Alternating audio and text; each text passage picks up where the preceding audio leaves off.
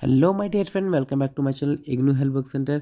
Guys, मैं आज आपके लिए फिर से एक असाइनमेंट लेकर आया हूँ। ये है MMPC 007 MBA फर्स्ट सेमेस्टर का ये असाइनमेंट है। लेकिन इस असाइनमेंट की डिटेल देने से पहले मैं आपको बता दूं कि अगर आपने इस चैनल को सब्सक्राइब नहीं किया है तो सब्सक्राइब कर लीजिए, क्योंकि इग्नू के मैं कंटिन्यू आपको अपडेट्स प्रोवाइड करता रहता हूँ। साथ ही साथ इग्नू में जो भी चीज़ नई खबर आती है, मैं आपको पहली फुर्सत में आपको ये चीज़ देने की कोशिश करता हूँ। सो गाइस, सब चैनल को लाइक एंड सब्सक्राइब जरूर कर लीजिए। सो गाइस, चलिए देखते हैं इग्नू असाइनमेंट के लिए। इग्नू में एडमिशन लिए हुए सभी स्टूडेंट को असाइनमेंट बनाना जरूरी होता है। हर सब्जेक्ट का एक असाइनमेंट दिया जाता है स्टूडेंट को बनाने के लिए। जितने सब्जेक्ट आपके पास है उतने ही आपके असाइनमेंट बनाने होंगे। आपका असाइनमेंट के लिए ये भी है कि आप असाइनमेंट हिंदी या इंग्लिश किसी भी लैंग्वेज में दे सकते हैं। सपोज़ आपने एडमिशन लिया है इंग्लिश लैंग्वेज में, बट अगर किसी भी रीज़न से आप हिंदी बनाना चाहते हैं हिंदी बना सकते हैं। सपोज़ आपने एडमिशन लिया है इंग्लिश में, आप सपोज़ आपने हिंदी में एडमिशन लिया है तो आप असाइनमेंट चाहे तो उसे इंग्लिश में भी बना के सबमिट कर सकते हैं। तो असाइनमेंट के लिए और एग्ज़ाम के लिए दोनों ही कंडीशन में ये चीज़ है कि आपने लैंग्वेज कोई भी चूज़ किया हो तो आप असाइनमेंट या एग्ज़ाम किसी भी दूसरे लैंग्वेज में दे सकते, बट ओनली हिंदी या इंग्लिश में ये कंडीशन लागू है। उड़िया लैंग्वेज, बंगाली, पंजाबी, उर्दू, इन सब के लिए ये कंडीशन नहीं है। अगर आपने पंजाबी में कोई सब्जेक्ट लिया है तो इट मीन्स आपको पंजाबी में ही बनाने होंगे, इंग्लिश या हिंदी में नहीं। सो ये कंडीशन बिल्कुल ध्यान रखिएगा। इसके अलावा गाइज देखिए, असाइनमेंट इग्नू जो है साल में 2 बार प्रोवाइड करते हैं नॉर्मली। एक है जून सेशन वालों के लिए और एक है जनवरी सेशन के लिए। लेकिन मोस्टली असाइनमेंट जो इग्नू प्रोवाइड करती है वो साल में एक बार अपलोड करती है साइट पे, और उसे सबमिट लेती है 2 बार। सपोज़ कोई असाइनमेंट है 23 या 24 का, ये एनुअल एग्ज़ाम के लिए बोल रहा हूँ मैं। असाइनमेंट जो सेमेस्टर वाइज होते हैं उनके लिए अलग कंडीशन है, उसके लिए मैं बताऊँगा अभी। लेकिन जो एनुअल एग्ज़ाम होते हैं, एनुअल एग्ज़ाम वालों के लिए ये चीज़ है कि सपोज़ 23-24 का असाइनमेंट उन्होंने डिक्लेयर कर दिया है इन्होंने अगस्त 2023 में इन्होंने असाइनमेंट डिक्लेयर कर दिया है।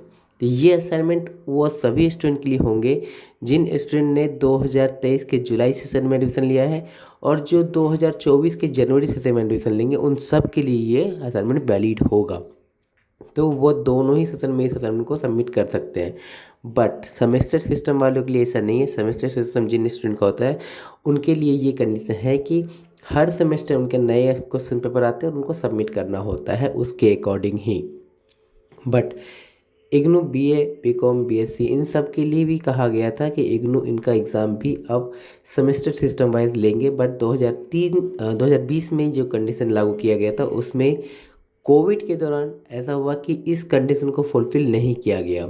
एडमिशन एनुअल लिए जा रहे हैं, बट जब लिख के आता है उनके पेपर पे तो वो लिखा रहा है सेमेस्टर 1 ये है, सेमेस्टर 2 ये है, ये लिखा हुआ आता है। बट एग्ज़ाम जो कंडक्ट कराया जाता है वो एनुअल बेस ही कराए जाते हैं। ये BA, BCom, BSc वालों के लिए है।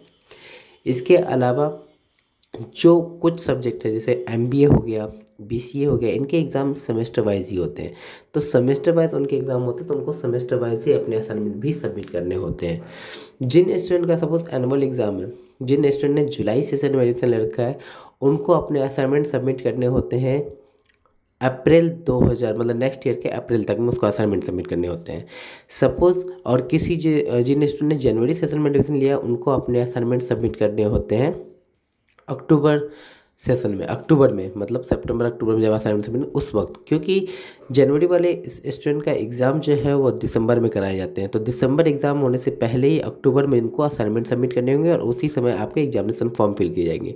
सेम जुलाई सेशन वालों के लिए, उनका एग्ज़ाम जुलाई सेशन में जिन्होंने एडमिशन लिया उनका एग्ज़ाम नेक्स्ट ईयर जून में होगा। तो जून से पहले मार्च आता है, तो मार्च में उनको अपने असाइनमेंट सबमिट करने होंगे और उसी वक्त उनको अपने एग्जामिनेशन फॉर्म भी फिल करना होगा। ये है इग्नू की कंडीशन। बट वही सेमेस्टर सिस्टम वालों की मैं बात करूँ तो सेमेस्टर सिस्टम में क्या होता है, नॉर्मली जनवरी में जिन स्टूडेंट ने एडमिशन लिया है उनको उनका एग्ज़ाम जो है अभी जनवरी के बाद जून में 6 महीने बाद ही उनका एग्ज़ाम होगा। तो उस 6 महीने से पहले मार्च में उनको अपने असाइनमेंट सबमिट करने होंगे। और सेम जिन्होंने जुलाई में एडमिशन लिया है उनको अपना एग्ज़ाम दिसंबर में देना है, तो वो अपना असाइनमेंट अक्टूबर में सबमिट करेंगे। बट गाइज असाइनमेंट सबमिट तो इस तरीके से होना है, ये तो नॉर्मल कंडीशन है इग्नू की। बट इग्नू ये बात कभी नहीं कहता है कि आप अपने असाइनमेंट दीजिए तब जाके आप एग्ज़ाम दीजिए, कभी नहीं कहता। तो एग्ज़ाम और असाइनमेंट दोनों में ही पास होना मैंडेटरी होता है इग्नू के स्टूडेंट के लिए। और असाइनमेंट की मैं बात करूँ तो असाइनमेंट की वैल्यू जो होती है वो अराउंड 30 मार्क्स तक का कवर करता है। एक एग्ज़ाम आपके 100 मार्क्स के हैं तो 70% आप थ्योरी एग्ज़ाम से लाएंगे और 30% मार्क्स आपके आएंगे कहाँ से, असाइनमेंट में से। तो असाइनमेंट भी आपको पास करना मैंडेट होता है। कंडीशन ये नहीं है कि आप एग्ज़ाम से पहले असाइनमेंट सबमिट कीजिए। देखिए आपने बीए या मान लीजिए आपने एम.कॉम एमबीए में एडमिशन लिया है। एमबीए में 5 साल तक आपका टाइम होता है, मिनिमम 2 साल और मैक्सिमम 5 साल। आपको ये 5 साल इग्नू देता है। इस 5 साल में आपको एमबीए पूरी तरह से क्लियर करके निकलने हैं। इस टाइम में आपको अपने असाइनमेंट, अपने प्रोजेक्ट और अपने थ्योरी एग्ज़ाम क्लियर करने होंगे।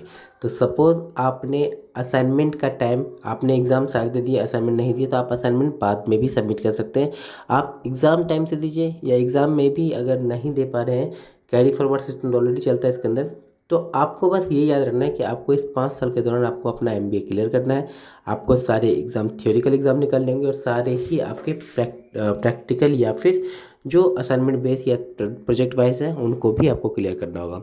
सपोज़ आपने जुलाई 2023 में एडमिशन लिया है, आपका एग्ज़ाम होना है दिसंबर 2023 में, बट इन केस आप किसी भी रीज़न से आप असाइनमेंट सबमिट नहीं कर पाए तो कोई सुनिए, आप असाइनमेंट बाद में सबमिट कीजिए और एग्ज़ाम दे दीजिए। इन केस आप एग्ज़ाम नहीं दे पा रहे हैं कोई भी रीज़न से, या सपोज़ आपने 7 सब्जेक्ट है आपके पास और आप सभी सब्जेक्ट की तैयारी नहीं कर पा रहे, तो कोई सुनिए, आपके 1-2 सब्जेक्ट का भी एग्ज़ाम आप दे सकते हैं। तो उसके एग्जामिनेशन फॉर्म फिल कीजिए और उसी के हिसाब से आप अपना असाइनमेंट बनाइए और सबमिट कीजिए। असाइनमेंट तो कितना भी सबमिट कर सकते हैं, बट एग्ज़ाम आप जितनी तैयारी कर सकते हैं आप उतने एग्ज़ाम दीजिए। इग्नू कैरी फॉरवर्ड सिस्टम पे चलता है। इट मीन्स आपको ये टाइम दिया जाता है कि सपोज़ आपने फर्स्ट ईयर मेडिसिन लिया लेकिन फर्स्ट ईयर का एग्ज़ाम नहीं दे पाए, उससे पहले आपको सेकेंड ईयर में मेडिसिन लेना पड़ता है। सेकेंड ईयर में गए आप, सेकेंड ईयर का एग्ज़ाम आप नहीं दे पाए तो भी आपको फाइनल ईयर का एडमिशन लेना पड़ता है।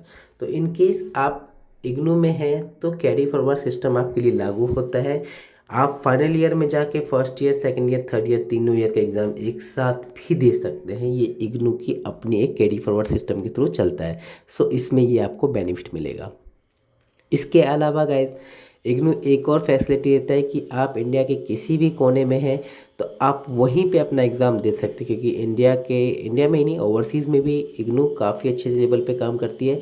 अगर ओवरसीज़ में भी अगर देखा तो 17 कंट्री में इग्नू है, तो वहाँ पे भी आप एग्ज़ाम देना चाहें तो दे सकते हैं। कंडीशन सिर्फ इतना है नॉर्मली कि जब आप एग्जामिनेशन फॉर्म फिल करते हैं तो उस वक्त आपको शो करना पड़ता है कि आप एग्ज़ाम कहाँ देना चाहते हैं।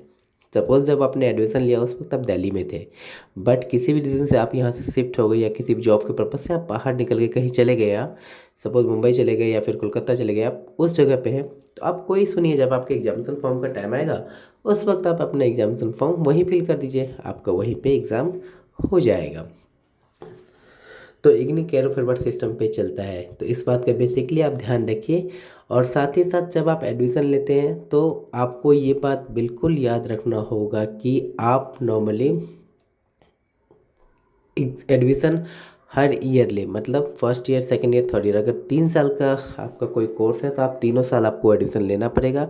और टाइम आपको, सर जुलाई सेशन है तो अगले साल जून तक, जून जुलाई में आपको फिर से एडमिशन लेना, चाहे एग्ज़ाम हो या ना हो, आपको एडमिशन लेना होगा। तो ये आप ले लीजिए, नहीं तो अदरवाइज़ आप अगर उस सेमेस्टर में नहीं लेते हैं, आप 6 महीने आगे चले गए तो इट मीन्स आपका एडमिशन 6 महीने डिले हो जाएगा। तो इस बात का बिल्कुल बेसिकली आप ध्यान रखिए। और असाइनमेंट आप कॉपी कर सकते हैं, ये असाइनमेंट बिल्कुल इनफ है एक पेपर के लिए। अगर इसमें आपको किस तरह कोई प्रॉब्लम आती है तो आप मुझे कांटेक्ट कर सकते हैं। So all the best my dear friend, all the best, and thank you so much watching my video.